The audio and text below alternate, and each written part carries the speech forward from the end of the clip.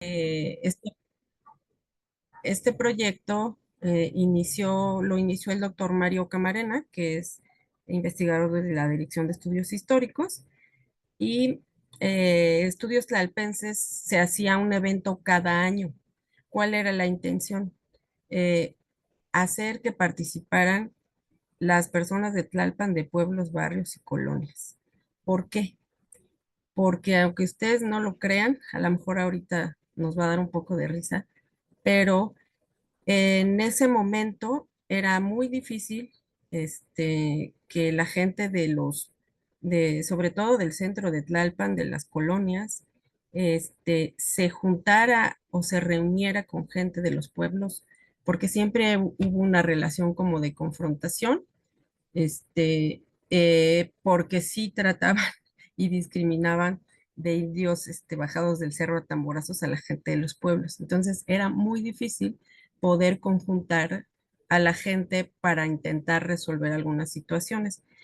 Eh, en este proyecto fuimos invitados, algunos que éramos en ese momento estudiantes o pasantes de antropología y algunos historiadores, porque la alcaldía de Tlalpan, antes delegación, estaba en ese momento de delegado el doctor Gilberto López y Rivas, y en la coordinación o en la subdirección de desarrollo social estaba el doctor Iván Gómez César, que algunos también lo deben ubicar, que él está todavía en la UACM, y ellos armaron un proyecto en el área de desarrollo social y de cultura, el cual resultó muy interesante, porque además de poder sentar a gente de los pueblos, barrios, colonias y de unidades habitacionales para hablar de los problemas en general de Tlalpan,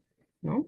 Se hicieron algunas reuniones y como resultado de todos los problemas que se dibujaron o se vieron, todos llegaron a la conclusión que el problema más importante era el agua, ¿no?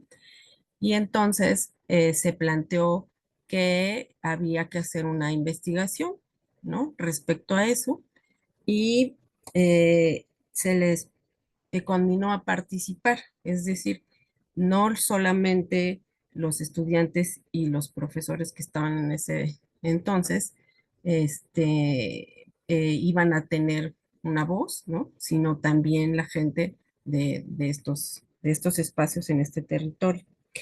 Entonces, en ese momento, se planearon tres cosas diferentes. Una, primero todos nosotros nos fuimos a hacer una búsqueda a los archivos, principalmente al archivo de la Ciudad de México, en el ramo Tierras y Agua, que así es como está catalogado ese fondo, porque nos interesaba ver sí los problemas del presente, pero cómo se habían ido transformando, porque el conflicto por el agua obviamente no es nuevo. El conflicto por el agua ya había algunos indicios por algunas narrativas de la gente mayor, de conflictos entre los pueblos principalmente, ¿no? Del agua que bajaba de Monte Alegre, Viborillas y otros ríos que ahorita vamos a mencionar, o bajadas de agua. Y en el archivo hicimos una catalogación y comenzamos a ver, pues, detalles, revisando los documentos, eh, y efectivamente, a finales del siglo XIX, lo que nosotros vemos, ¿no? Porque la perspectiva que estamos revisando, como les decía, es histórico-antropológica, es ver que las prefecturas, como se llamaban en ese momento, y los inspectores o inspectores que existían en ese momento, encargados del agua, recibían quejas, ¿no? Y reportes de que la gente de la Jusco retenía el agua, ¿no? Y no la dejaba bajar, o que otro de los pueblos, Magdalena o Chicalco, ensuciaba el agua, ¿no? Lavaban de repente como pues era normal de la vida cotidiana, bañar a los animales, ¿no? O ensuciarla mucho y bajaba sucia. Entonces las quejas principalmente eran de los pueblos de abajo, es decir, de San Pedro, de Chimalcoyot y de San Andrés, ¿no? Principalmente las quejas, aunque sí hay algunas de Magdalena y de Chicalco, que son los pueblos. Eh, entonces, estamos viendo que pues al principio es un asunto natural en ese sentido de todos los problemas que se comienzan a vivir y se ven reflejados en el archivo, ¿no? La otra parte fue realizar entrevistas y se realizaron entrevistas y junto con ello la gente comenzó a prestar fotografías, ¿no? Que ahorita las vamos a ver en el desarrollo del contenido y fotografías algunas mucho más antiguas, ¿no? De cómo era el territorio, lo cual era muy interesante porque aparecían las narrativas y al mismo tiempo algunas imágenes. Y esto, bueno, obviamente ya de principios del siglo XX y hasta los ochentas que más o menos acaba la catalogación de esas imágenes. Aunque hay posteriores para la exposición que resultó después, se quedó hasta ahí, ¿no? Y la otra parte que fue también muy interesante fue visitar las bajadas de agua, los escurrimientos y los pocos ojos de agua que quedaban. Estoy hablando de 2003, ¿no? Este, esas visitas la hicimos solamente con el equipo de compañeros de historiadores y antropólogos, ¿no? Visitamos la Cima, que está en Parres, el Sifón, Cuanejaque, que está hasta el fondo, de la entrada de Topilejo, pero del otro lado, y otras partes que están entre San Miguel, Ajusco y Totoltepec, una zona colindante, o más bien es un punto término también con la Magdalena, donde todavía se pudo hacer esa visita, ¿no? Entonces, la idea fue hacer partícipe también a la gente, pero hubo cosas que parte de la investigación solo se hicieron así, ¿no? Y este conjunto de materiales, al final, fueron parte de una exposición que les decía, estuvieron en, en, en lo que fue el Museo de Historia de Tlalpan, que lastimosamente la exposición duró 15 días porque no había custodios, nos prestaron materiales, la gente nos prestó sus cosas, de la vida cotidiana, arados, ahorita les platico por qué los arados, la ropa de la danza de lobitos, que era la última danza respecto al asunto del agua, que ya no se baila, y como parte de esa exposición hay un disco, ¿no? Pero, bueno, es un disco interactivo, es muy interesante porque se pueden ver además de muchas fotografías, el registro sonoro de la danza y también de las bajadas de agua, ¿no? Entonces, bueno, por eso es un material que resulta interesante, el cual en algún momento espero se pueda hacer llegar si les interesa. Y parte de esto fue la planeación de hacer dos equipos. Todo este trabajo lo hicimos dos equipos. Uno que se llamó Equipo de Pueblos de Tlalpan. En este equipo pues estaba su servidora.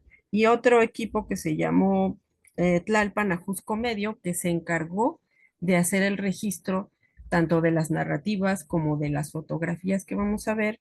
Este, que prestó la gente de una parte del Ajusco Medio y de algunas otras colonias de Tlalpan, ¿no? Eso fue pues el proceso en el cual pues está, digamos, la base de este trabajo. Eh, y pasando ya al contenido, en la segunda parte del momento que les estoy platicando, eh, parte de estos materiales, ¿no? Nos hablan primero de una relación con la naturaleza, ¿no? ¿Cuál era la relación que se tenía con la naturaleza, ¿no?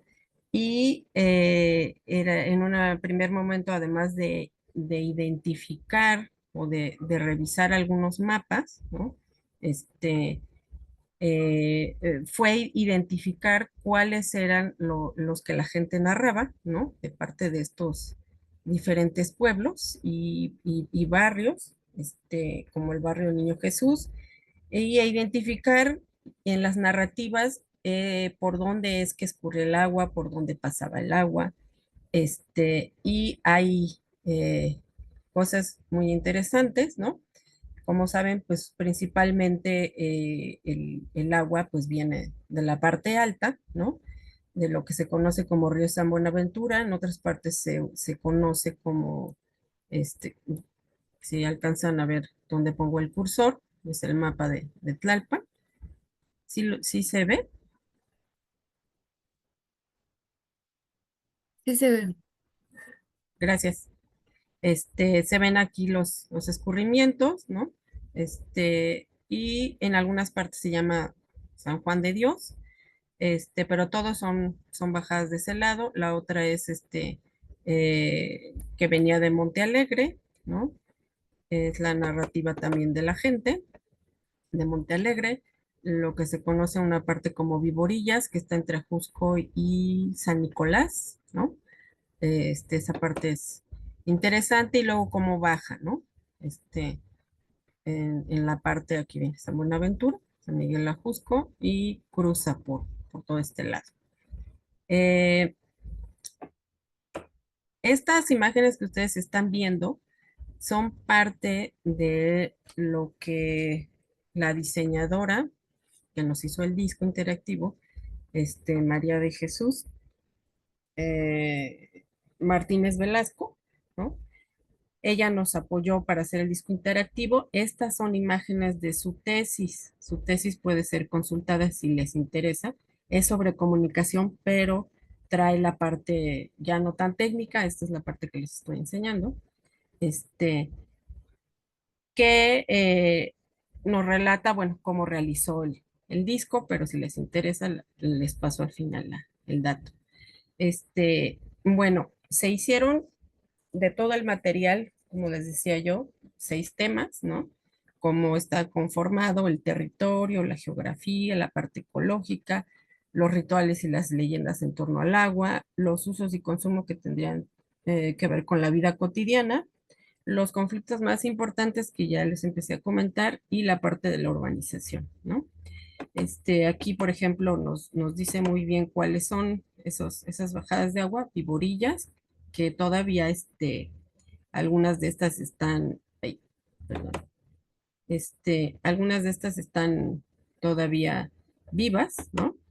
Viborillas, que es el ejido de la Magdalena, Potrero Chico, La Sauceda, Agua Grande, el Tulmiac, Fuentes Brotantes, que es pues la más conocida por la mayoría, porque está más céntrico, más cerca del centro de Tlalpan, los pozos de Peña Pobre y les decía lo del barrio de Niño Jesús. Aquí, por ejemplo, vemos una fotografía, ¿no? Este, eh, de ese momento que yo no creo que siga estando igual, ¿verdad? Porque ya en algunas ya ni siquiera baja el agua, pero de una parte de esas zonas, también podemos ver un mapa, ¿no? Un mapa histórico de lo que, ¿cómo se llama? Distrito Federal. Estamos hablando de 1861, ¿no? Que tiene que ver con la conformación, y el territorio, ¿no? Este, principalmente nos dedicamos a hablar pues, de todo esto, ¿no? Por dónde pasan los ríos, cómo se va transformando el nombre conforme va descendiendo la parte alta y lo que conocemos como barrancas, pues bueno, todo el mundo sabemos que son esas bajadas, que a la fecha, a veces cuando llueve muchísimo, pues sí es peligroso, ¿no?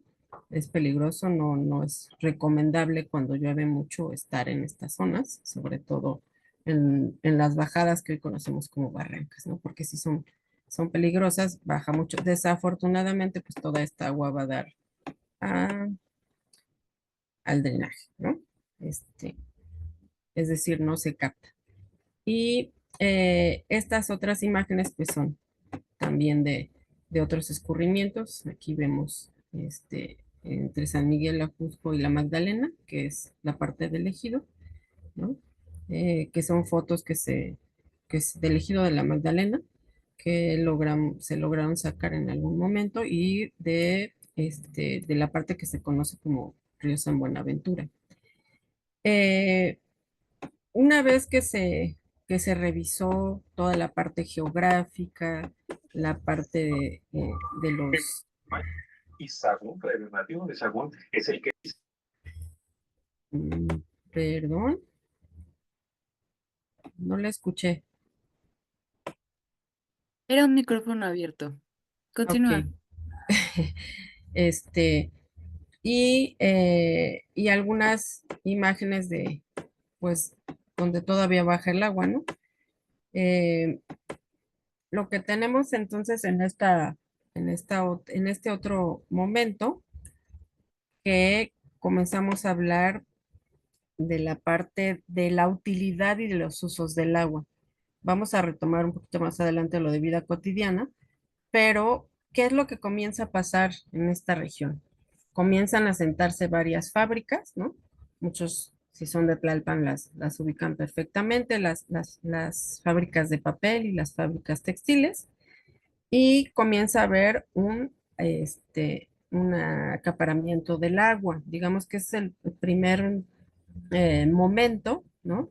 En que estos privados comienzan a acaparar el agua, ¿no? Y incluso en algunos momentos a intentar desviarla, para su uso y aprovechamiento, pero para las fábricas. Hasta este momento, como no hay una densidad poblacional tan amplia, pues no tenemos todavía los problemas que van a ser a pasar posteriormente. Lo que sí hay, pues bueno, hay una contaminación por el teñido del agua que sale sobre todo en las fábricas textiles, pero de alguna manera se convirtieron también en espacios de trabajo de mucha gente de los pueblos y de los barrios, ¿no? Una vez que se comenzaron a sentar, pues era necesaria la mano de obra, y mucha gente, ¿no? Hasta 1998 que cierra Peña Pobre, este, pues fueron segundas y terceras generaciones de familias de Tlalpan que trabajaron en esos lugares, algunos directamente en la fábrica, ¿no? Y otros llevando leña, como es el caso de los pueblos, ¿no? También hay una apropiación del territorio por parte de las fábricas, porque en 1947, para beneficiar a estas fábricas, se instala o el gobierno promueve una veda, en donde está prohibido cortar este, árboles o hacer leña o hacer carbón, que era otra actividad a la que se dedicaba la gente. Esto obviamente es en detrimento de los territorios de los pueblos, sobre todo.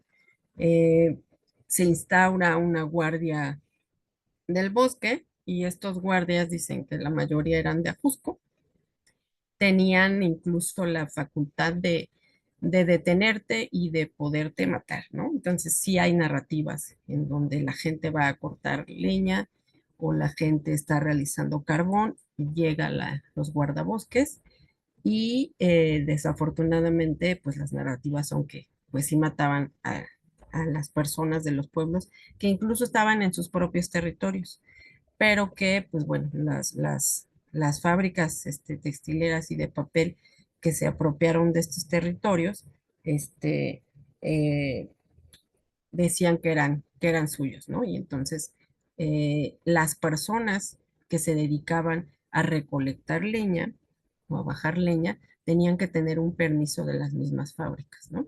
Se extendía incluso con la fotografía, porque ya había fotografía, este, y eran los que tenían el permiso por parte de las fábricas para venderles la leña, ¿no? Es decir, no es que trabajaran directamente, pero eran proveedores y tenían que tener un permiso. Entonces, comenzamos a ver varios conflictos, no solo en torno al agua, sino lo que desata este proceso de las fábricas, ¿no? Y se conforman estos barrios obreros que ahora conocemos, de la Fama, barrio Camisetas, entre otros, pero también alrededor de eso, pues bueno, ahí se empiezan a detonar otros problemas, ¿no? Que es lo que les estoy comentando. Eh, Como parte de estas algunas imágenes que podemos ver, ¿no? Muchas de estas imágenes, la mayoría, si no es que todas, este, por ejemplo, estas fueron prestadas por el colectivo Fuentes Brotantes, ¿no? Algunas otras se encontraron en algunos libros, pero la mayoría son fotografías que fueron donadas por la misma gente. Hay unas que aquí como son muchas, pues no se las puedo pasar todas, pero de la vida cotidiana en estos barrios obreros y bueno, porque también en estos espacios, bueno, también hay vida cotidiana, no nada más de la gente de los pueblos, sino también la gente de los barrios obreros, ¿no? Que utilizaban para la vida cotidiana, para cocinar, para bañarse, ¿no? Por ejemplo, hay algunas narrativas en donde la gente de los pueblos dicen que el domingo era para bajarse a bañar, ¿no? Ahí en Fuentes Brotantes. Y entonces la gente de la zona ya sabía que ese día era especial para ir a bañarse y pues se juntaba mucha gente. Obviamente había que buscar espacios para poder bañarse. Había espacios no es que hubiera espacios divididos, pero sí eran momentos para que se bañaran mujeres, ¿no? En partes más apartadas y en otras los hombres, ¿no?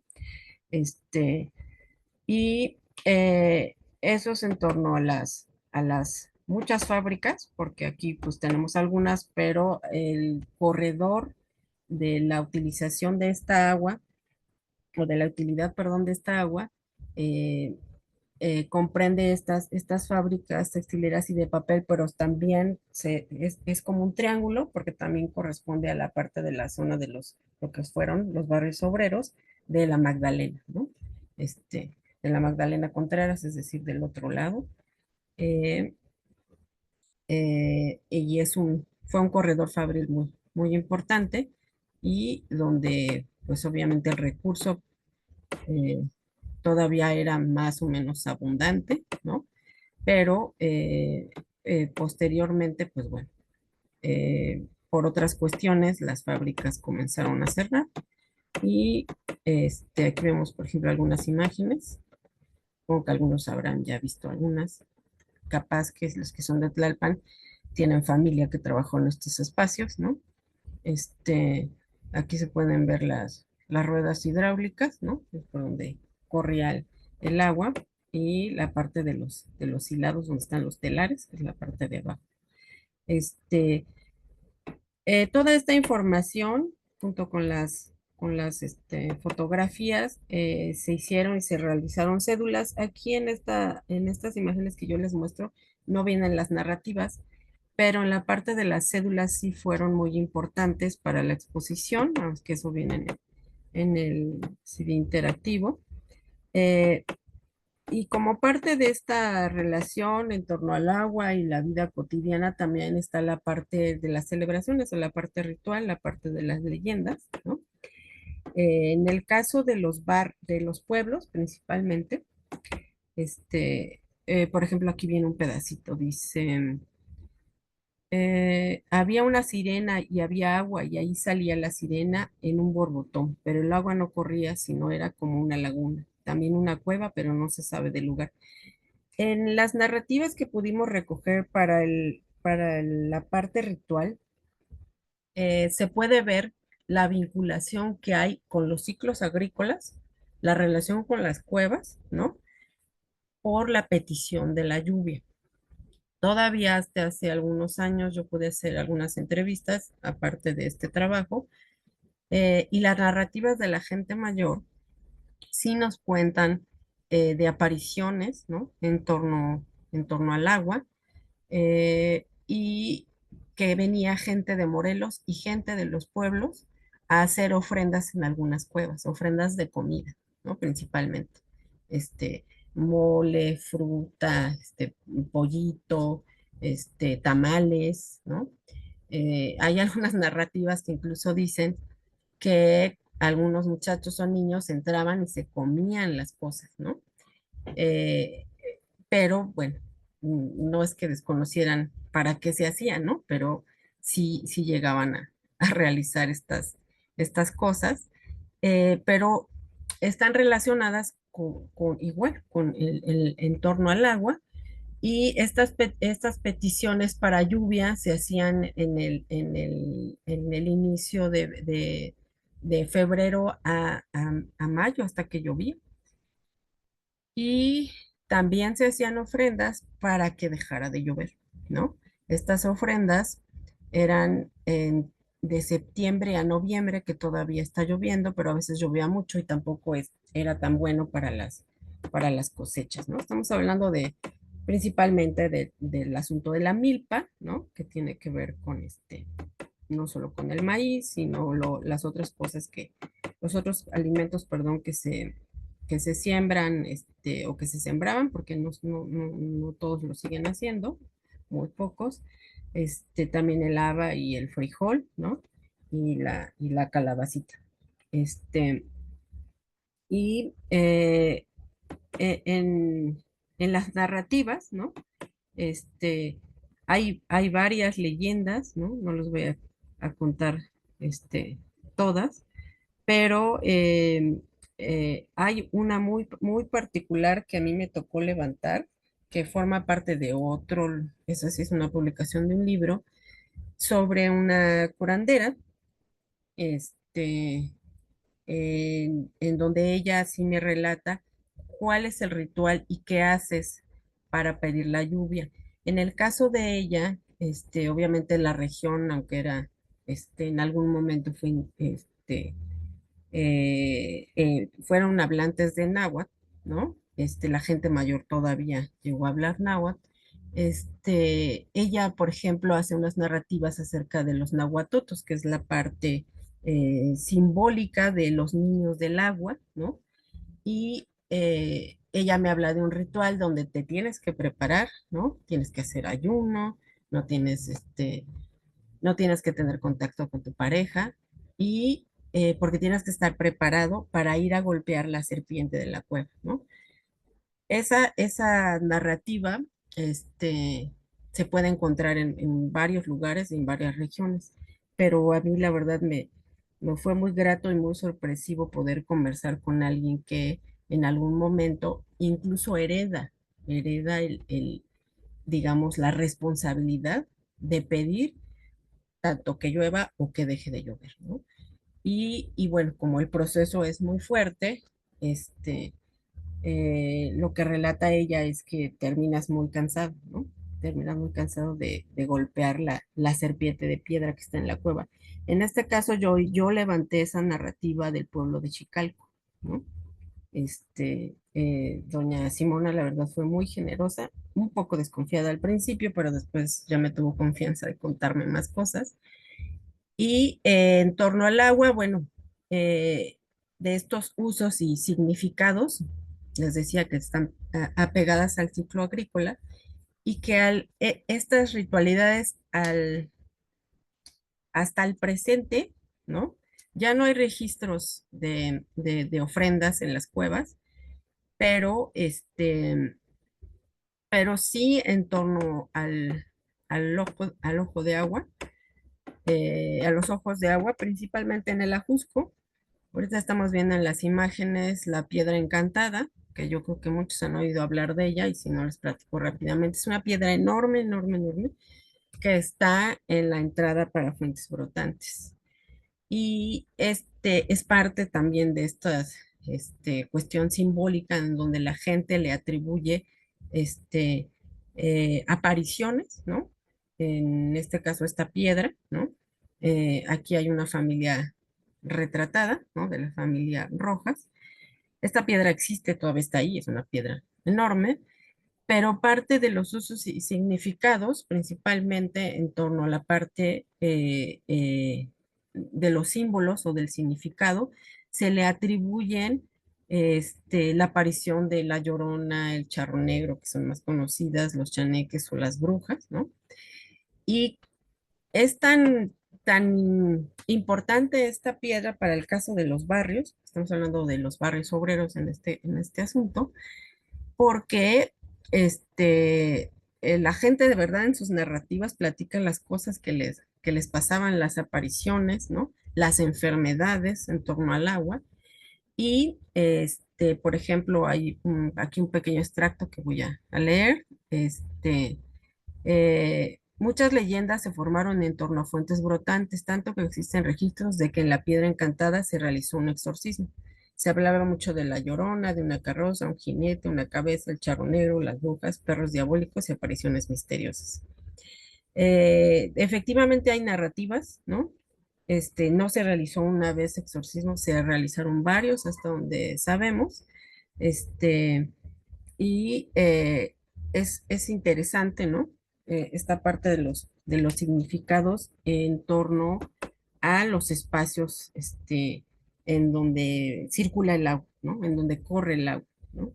Esto no es exclusivamente de esta zona de la ciudad, sino hay narrativas en torno a la parte de la religiosidad en otros espacios, ¿no? Aquí estamos viendo ahorita,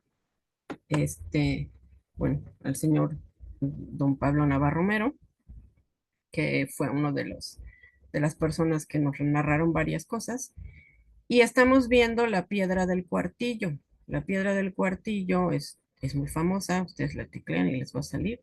Es una, es un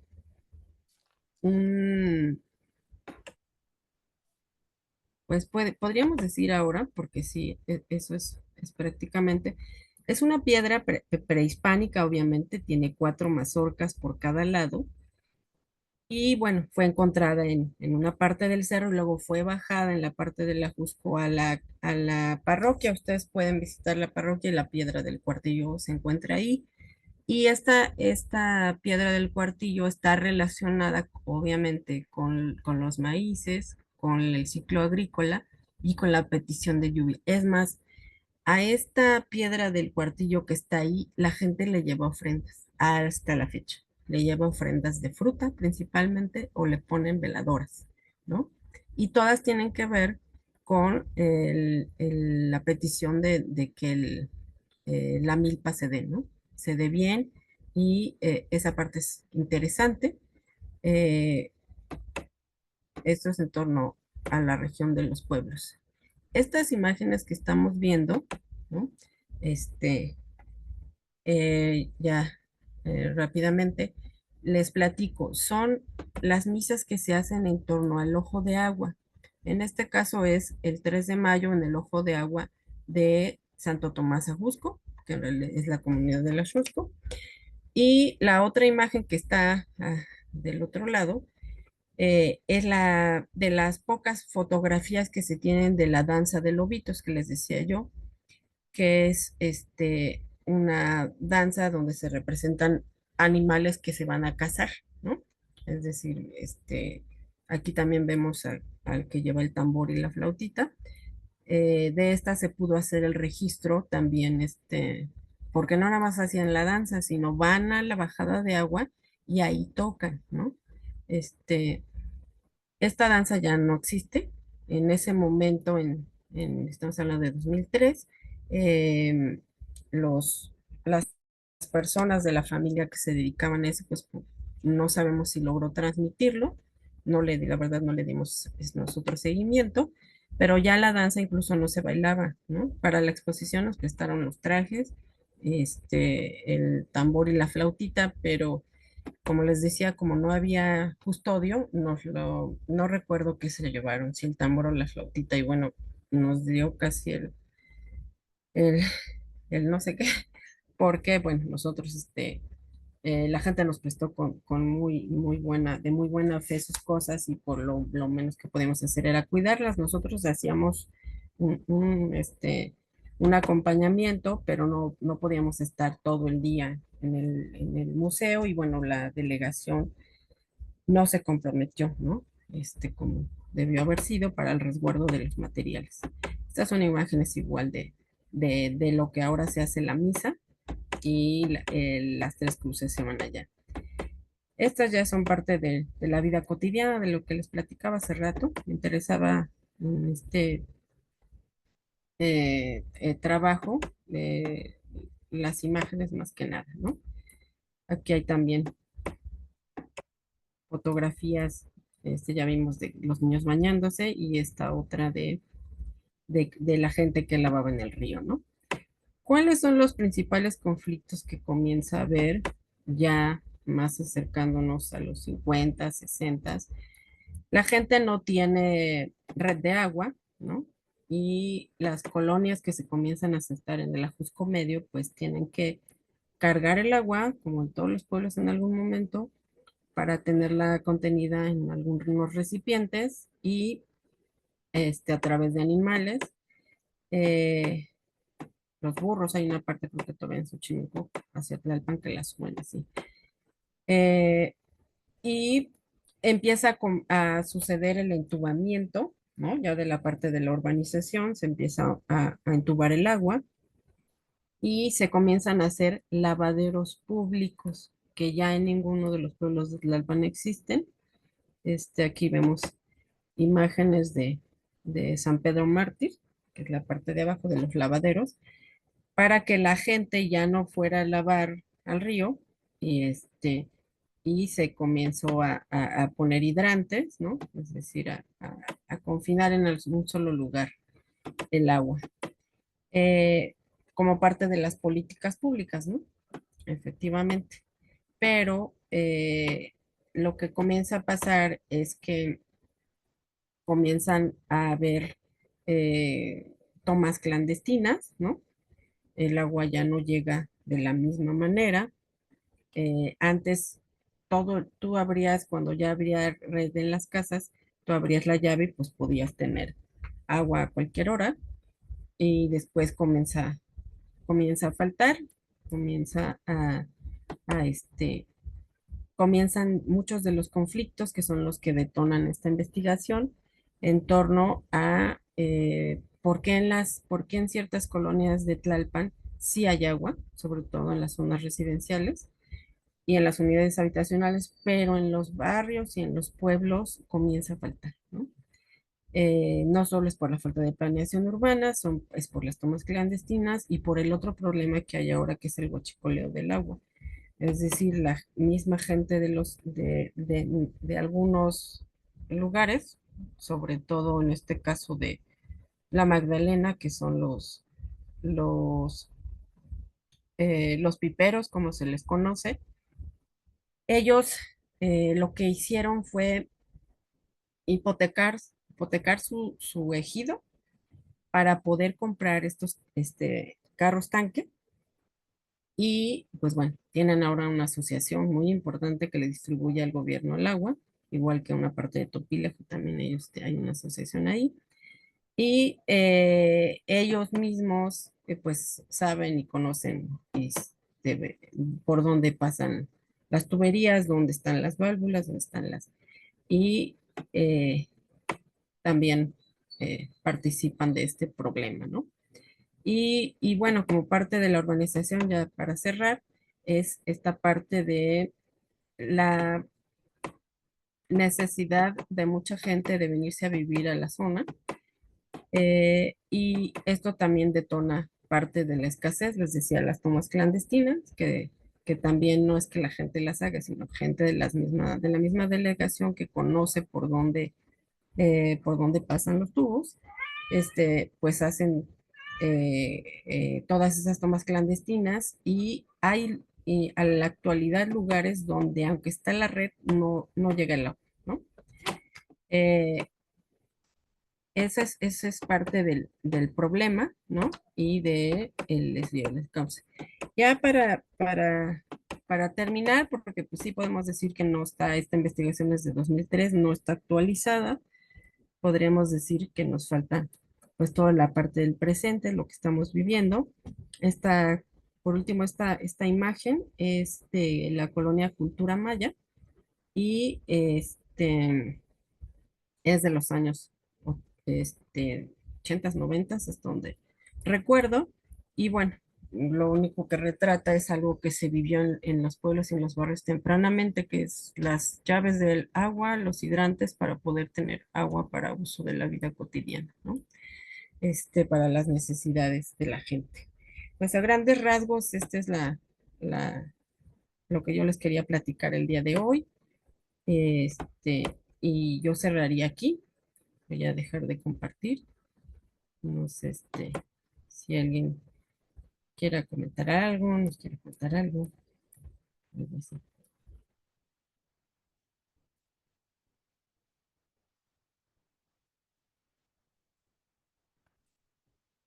Gracias, Claudia, por compartirnos este registro tan valioso. Em, y pues sí, esperamos que podamos rolar el material interactivo para complementar esto, ¿no? ¿Alguien tiene algún comentario, alguna pregunta, una felicitación? Creo que los dormí. No, a mí me pareció bastante interesante el trabajo que realizaste y sí, efectivamente, pues una felicitación por todo el trabajo de investigación que implica y todo el trabajo de montaje para la exposición. Supongo que ya no está, ¿verdad? O estuvo en algún momento, porque yo no me enteré. Pero Sí, bueno, puedo, independientemente de eso, es un buen trabajo. Y pues sí, hay que actualizarlo. Estamos ahorita en un tiempo muy conflictivo con respecto al agua.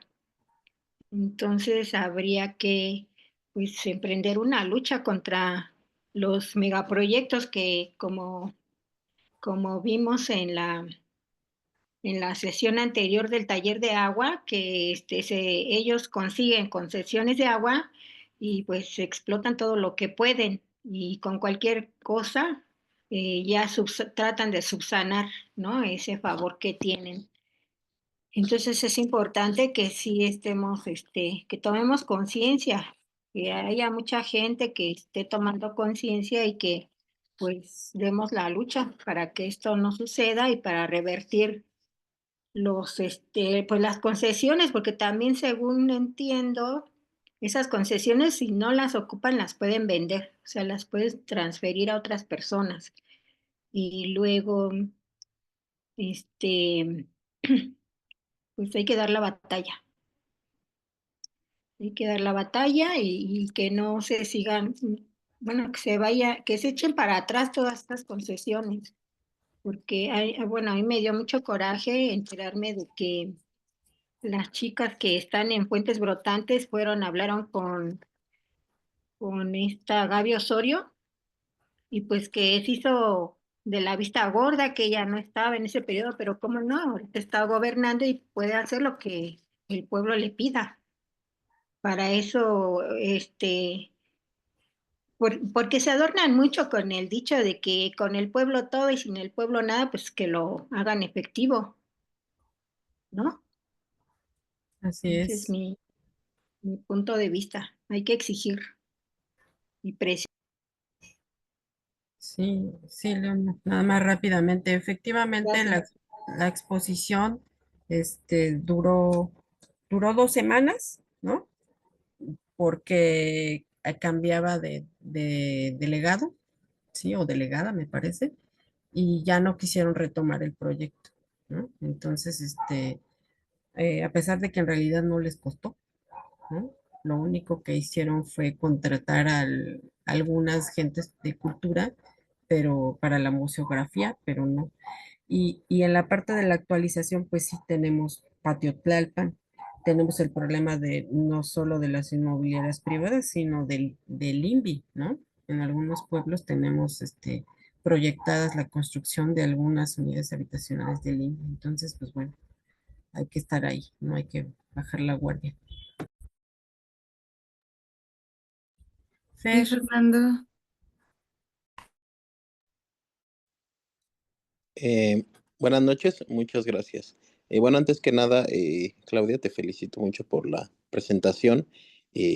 Para mí fue muy enriquecedora, principalmente para conocer otras dimensiones sobre los pueblos de Tlalpan y sus relaciones con el agua. Yo tengo una pregunta principalmente sobre esto que estabas exponiendo y que nos mostraste sobre las sirenas. Principalmente o haciendo un poco de comparación en el caso de los pueblos chinamperos de Xochimilco, específicamente en San Luis Tlaxcaltemalco, también he encontrado relatos sobre la sirena y específicamente me interesó de ese caso de San Luis. En principio que las sirenas y otros seres como que vivían en los manantiales y en las chinampas, pues delimitaban o imponían normas territoriales de protección. Pero también que la historia de la sirena pues representaba también un momento donde las chinampas y los ojos de agua pues se desecaron totalmente por ahí de entre 1930 y 50. Entonces, mi pregunta específica es si tú has encontrado en estos relatos de las sirenas como algunas similitudes o más bien cómo se han manifestado estos relatos en los pueblos de Tlalpan. Muchas gracias.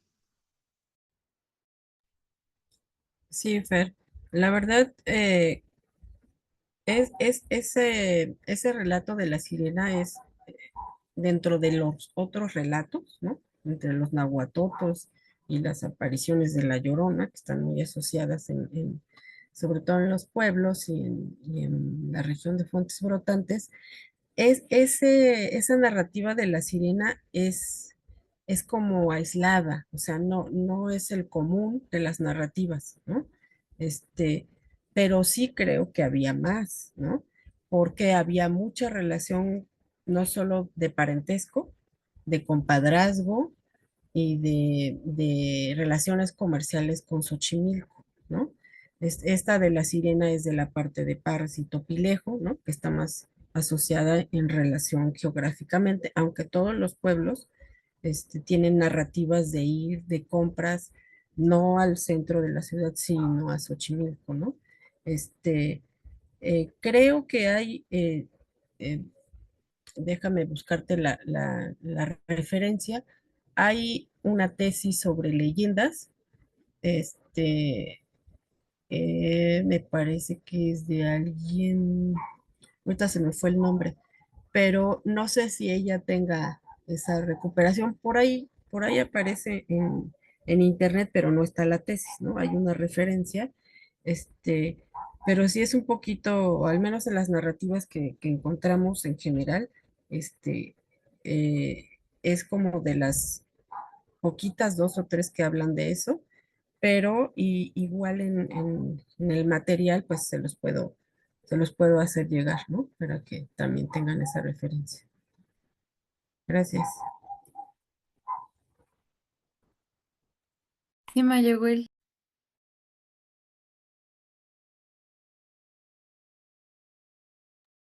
Hola, bueno, quería comentar igual sobre estas leyendas y estos personajes que aparecen como el charro negro, las sirenas y la llorona, que yo sí he notado, también igual, bueno, yo soy de Xochimilco, he notado que están siempre relacionadas como, sí, a cuerpos de agua o a peticiones de agua, ¿no? Por ejemplo, el charro negro en San Francisco Tecoxpa, en Milpalta, hay una leyenda que en un agüehuete, este, bueno, que del agüehuete brotaba agua y un día se secó y el pueblo se quedó sin agua, ¿no? Entonces llega un señor y que va a buscar agua porque ya era muy necesaria para su casa, creo que tenía un hijo enfermo, algo así. Entonces se le aparece el charro negro y le pide que ofrende un recién nacido para que pueda haber otra vez agua en el pueblo. Entonces, esto de las ofrendas de recién nacidos ya es una historia que también me la han contado personas de Michoacán, ¿no? Que se ofrendaban recién nacidos para que regresara el agua al pueblo. Y pienso que quizá podría ser como algún ritual que se hacía antes de la llegada de los españoles y que luego pues se sataniza, ¿no? También con la llegada del cristianismo, pero que sí, pues ya van varias personas de diferentes territorios, o sea, no solamente de la Ciudad de México, sino de otros estados, que me cuentan esa historia del charro negro, ¿no? Que al final, pues, ya se le atribuye como una figura maligna y todo esto, pues, por la satanización de los rituales. Y también quería, pues, felicitarte por el trabajo, me parece que es un documento que si bien es de Tlalpan, creo que retrata bien el proceso que se ha llevado en diferentes pueblos de cómo pues nos arrebatan el derecho a la tierra, al campo, para después como transformar, pues digamos que los oficios o las labores, pues a ser obreros y de repente pues ya empiezan a llegar estas otras cosas como las inmobiliarias, los megaproyectos, ¿no? Y pues creo que también todos estos rituales me sentí muy identificada con tanto en las fechas que se mencionaron como con los rituales que se hacen en torno al siglo agrícola, con lo que se realiza también en muchos de los pueblos de aquí de Xochimilco. Y bueno, por ejemplo, ahorita una de las fiestas más grandes que viene es la de la Virgen de los Dolores, que en realidad se hacía una ofrenda a la Cihuacóatl, que es una deidad de la fertilidad, y justo empieza ya en estas fechas, ¿no? En febrero, y justo en esta mayordomía, pues se ofrece a quienes asistan, pues lo que da la tierra, que son pues los tamales que representan el maíz, el pulque, también es muy importante, porque es un territorio donde hay muchos magueyes. Y bueno, pues aquí donde yo vivo es Santa Cruz, también se hacen rituales de subir al cerro y todo esto hasta mayo, ¿no?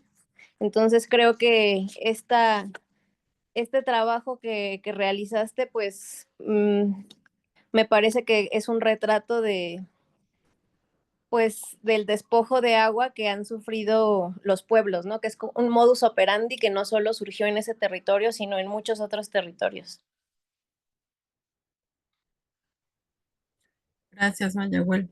Sí, efectivamente, creo que esa es parte de la intención de que, pues, como yo decía, participamos muchas personas, pero el hecho de que se involucraran la gente de los territorios es lo más importante, ¿no?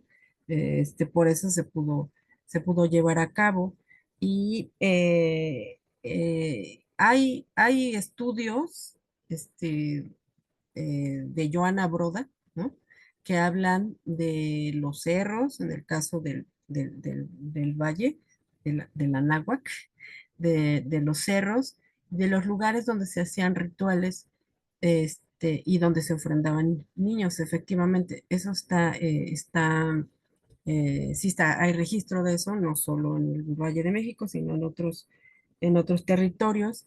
Y toda esta parte, a mí lo que me parece interesante es, y que se ha perdido como parte de estas transformaciones, es esta relación con el agua, ¿no? La relación hombre-naturaleza, más allá del ciclo agrícola, sino también la explicación simbólica, ¿no? De lo que es el agua, más allá de que se la voy a utilizar para cuestiones, obviamente muy necesarias, para cocinar, para tomar agua, este, para la higiene.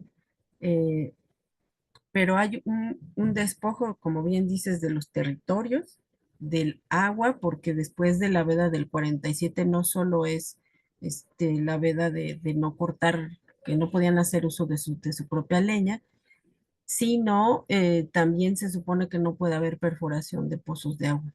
Pero para el INVI y para las inmobiliarias sí hay permisos. pero para la gente de los pueblos, en el caso de los pueblos rurales, que seguramente también aplica para Xochimilco y para otras alcaldías, incluida Magdalena, la gente de los pueblos no tiene autorización para perforar pozos, ¿no?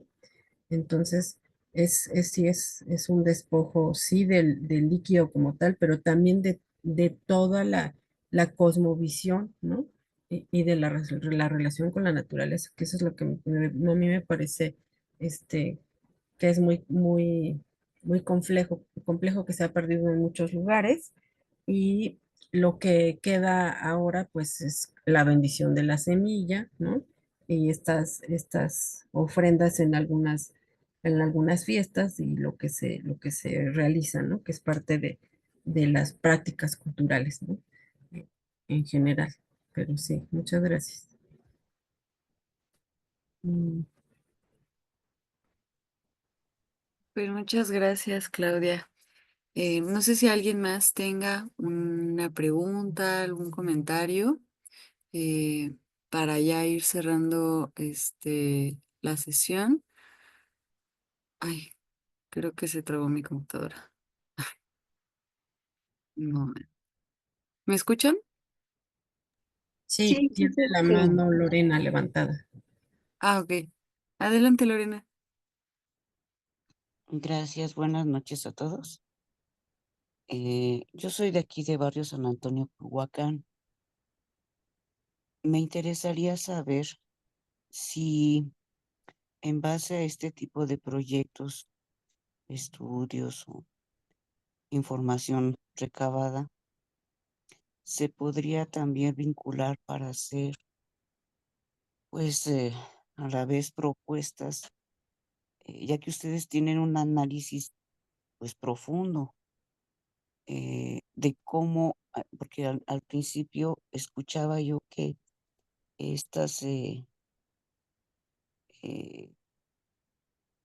ríos naturales de agua o surcos que venían bajando, pues no se recaudan, o sea, se desperdician porque se van al drenaje profundo. ¿Qué posibilidades habría que entre todos, verdad, como uniéndonos como comunidad, que somos del frente también, apoyar un proyecto que sirva para recaudar y no nada más en esta parte de Tlalpan, ¿no? Sino en las diferentes lugares donde se tiene pues estas bajadas de agua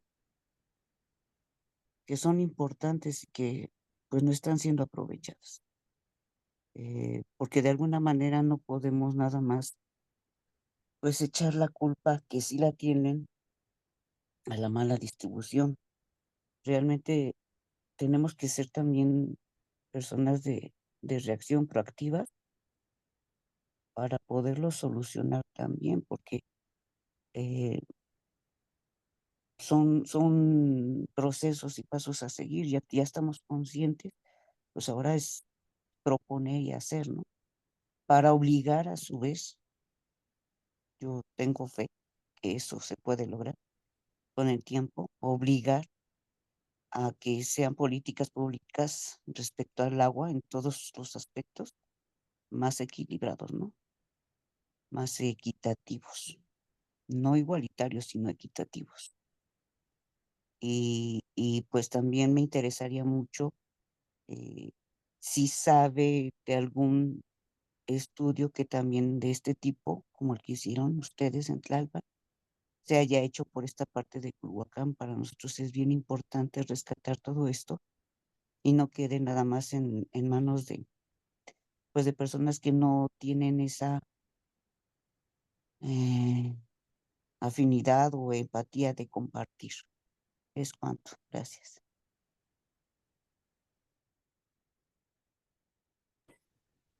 Sí, Lorena, nada más quiero comentar algo rápidamente.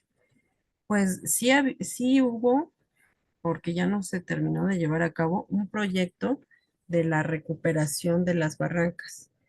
Tenemos otro problema que se suma ahí, son todas las personas que se han asentado a las orillas de la barranca o de las bajadas de agua. Al principio aceptaron que tenían que colocar sus drenajes o sus bajadas de, pues sí, de agua, este, em, y las tenían que incorporar al drenaje, no a la barranca. Muchos vecinos fueron muy, pues, muy entendidos, comprendieron el asunto y aceptaron, pero también muchos otros vecinos no estuvieron de acuerdo.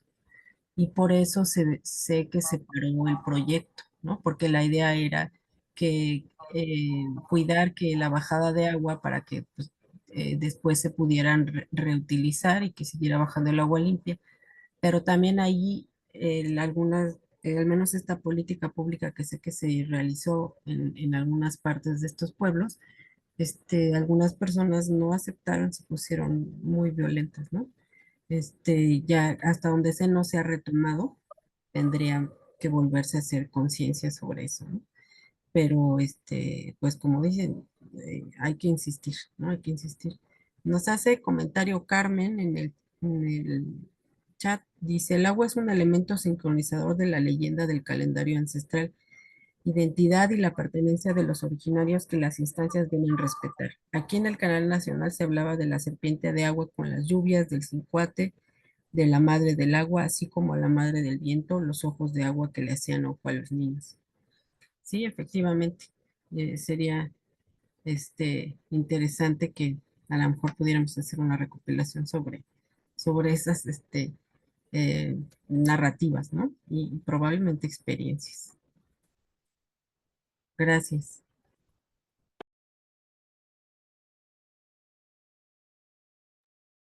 Muchas gracias, Claudia. Pues eh, para mí el registro que compartes de memoria en distintos rubros, ¿no? La palabra eh, hablada, ¿no? Estas narraciones de las leyendas, la ritualidad que se fue perdiendo, y coincido mucho con el comentario anterior de la compañera, pues de qué formas eh, vamos configurando nuevas ritualidades, ¿no? Em, y pues muchas gracias por tu participación, por lo que nos compartes y nos nutres. Em, no sé si quisieras agregar algo más, si hay algún otro comentario, sino para pues concluir la sesión.